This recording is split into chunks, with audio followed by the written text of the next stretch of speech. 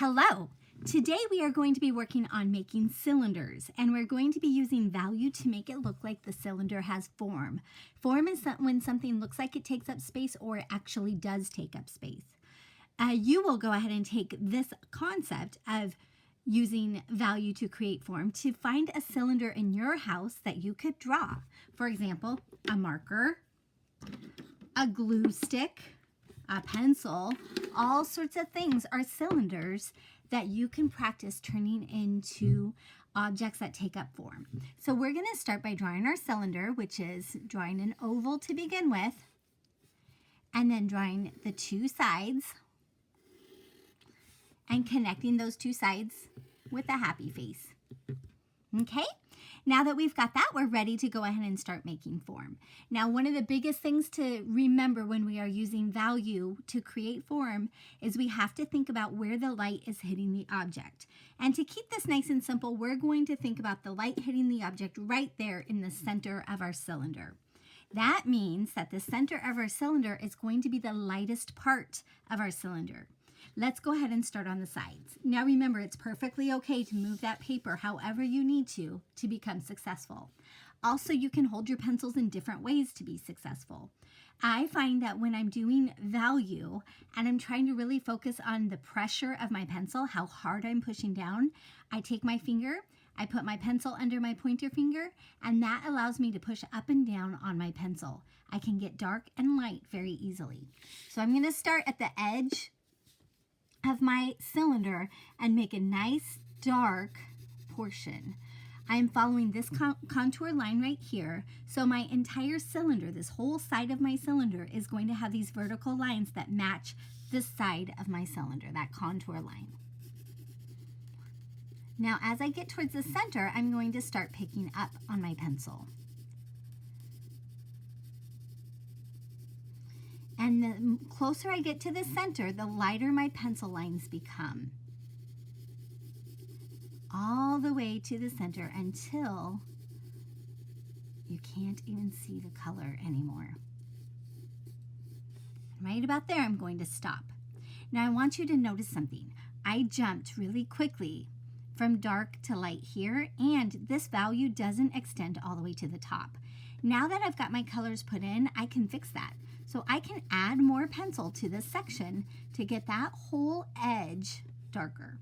Then where this jump is from dark to light, I'm going to use a middle tone, just add a little bit more color until that line disappears. When you are using value to create form, you're trying to make the colors go from one, or the values go from one value to another without being able to see the change of value, just like that. Okay, now let's go ahead and jump to the other side and do the exact same thing. And notice that I turned my paper. Always be comfortable with turning your paper in art.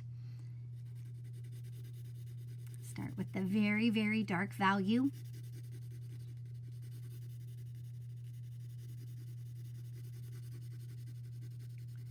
Then move lighter and lighter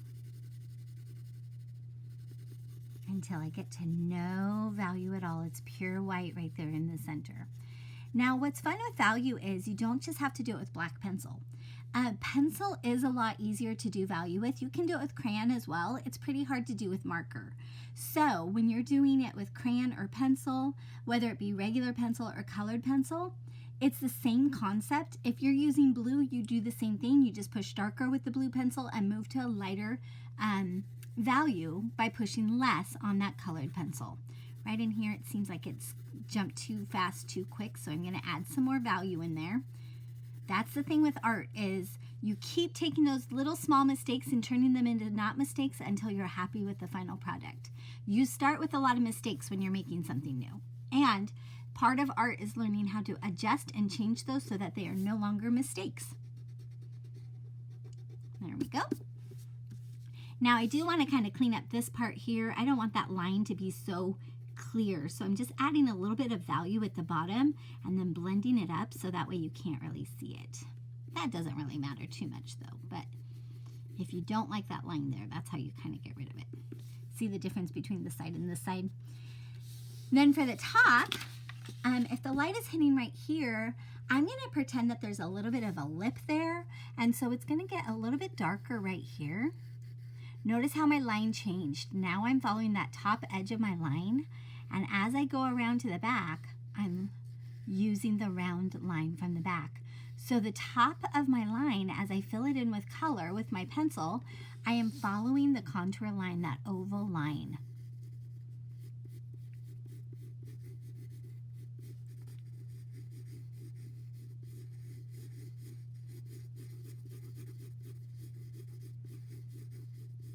And I'm going to leave it pretty solid because the light is hitting it for the most part the same way since it's a flat surface on the top. There might be a little bit of spots here and there where the light kind of hits it and shines off of it, but we're not going to worry about that for today.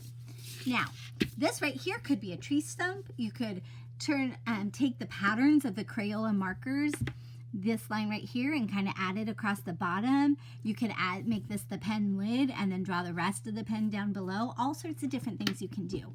Or you can just leave it a tree stump. You might use brown instead, and you might accent the rings of the tree up here. But other than that, you can kind of keep it basically as is. Now, this is floating around on the paper, and we know that if we add a horizon line of some sort, it will break that up. Now, if this is outside, then we add our horizon line, and it's going to make the shadow until it hits the horizon line if it's close to the horizon line. If this is inside of a building and this is a wall, then when the light hits the wall, it's going to change the line of the shadow. So you do not have to do a shadow on your project. Shadows can be a little bit tricky, and it's hard to get them dark enough, and thinking about making them so dark that you can't see any pencil line is also really hard. But just in case you want to try it, I'm going to show you how. Now, if the light is hitting on, you're only going to see a little bit off to the side here, and just a tiny bit like that. You wouldn't see much. Now, at this point, you can't tell where the can begins and the wall or the shadow begins. And there's something called refracted light where there's just this little edge of a line, and you use your eraser and you let it kind of be there. It's only the part where the shadow is. But then you get this shadow right next to it, super, super dark as you possibly can. That's why my pencil is so dull, because I've been making really dark shadows.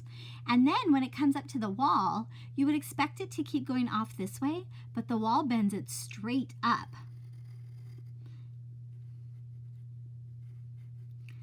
Kind of like that. And it's kind of got more of a rounded edge.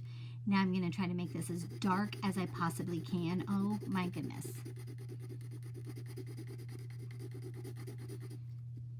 Pretty hard to do.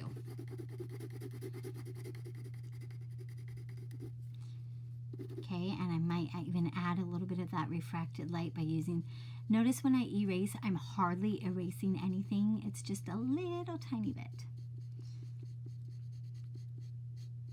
And then I got too much, so I'm going to go back on this side and darken it up a little bit. Now I've got that little bit of refracted light to kind of help you see that outline. Just like that. Remember, you don't have to do the shadow if you don't want to, but if you want to, that's how you do it. Okay? Now, don't forget about our raffle drawing, that you can be entered into the raffle by submitting your challenge for the week. If you submit your challenge, then your name goes into the raffle. And if you are doing daily sketches, maybe with Mo Willems or on your own, or maybe you've got a sketchbook, if you're even doing 5 minutes a day and you take a picture of those 5 sketches from each day of the week, Monday, Tuesday, Wednesday, Thursday, Friday, then take a picture of it, send it to me on Friday, and I will put your name into the raffle for a bonus entry. So 2 entries per week is possible. Okay, I'm going to be waiting to see what you guys create. Thanks for drawing with me.